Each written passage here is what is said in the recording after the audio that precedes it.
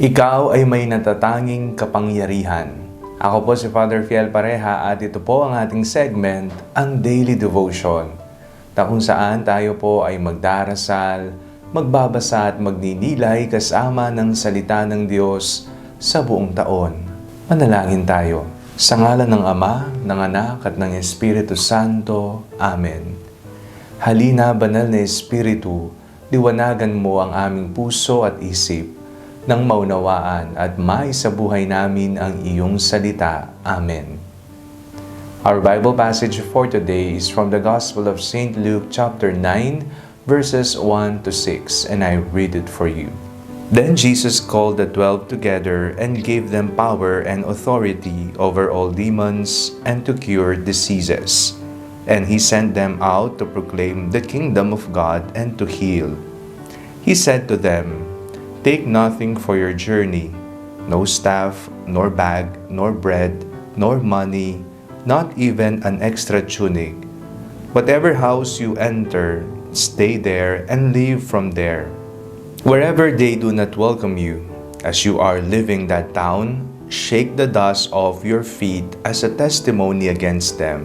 They departed and went through the villages, bringing the good news and curing diseases everywhere.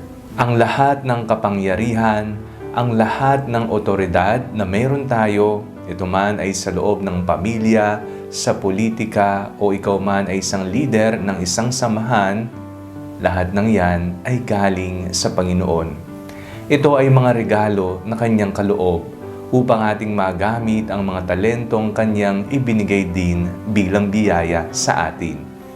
Sa ating pong binasang Ebanghelyo sa araw na ito, napakinggan po natin kung papaanong isinugo ni Jesus ang Kanyang mga alagad at binigyan niya ang mga ito ng pambihirang otoridad at kapangyarihang magpahilom at magpalayas ng demonyo. Napakaganda ng mga ibinigay na kaloob ng Panginoong Jesucristo sa Kanyang mga alagad. Ikaw ay may natatanging kapangyarihan. Ang kaloob na kapangyarihan ng Panginoon ay ginagamit hindi sa pansariling interes. Ito ay para sa kapakanan ng higit na nakararami, upang lalong matulungan ang mga naaapi, upang maipakita ang kagandahang loob ng Panginoon, upang mahalin ang mga taong kinalimutan na ng lipunan. Huwag abusuhin, ito'y gamitin sa tama. Manalangin tayo. Panginoong Jesucristo, bigyan niyo po kami ng lakas upang magampanan namin ang mga misyong inyong iniatang sa amin. Amen. Sa ngalan ng Ama, ng Anak at ng Espiritu Santo. Amen. Huwag po ninyong kalimutang i-like ang video ito. Mag-comment po kayo and share it with your family and friends. Ang panalangin bago matulog ay may sariling Facebook page na po. Huwag niyo pong kakalimutang mag-like at mag-follow dito.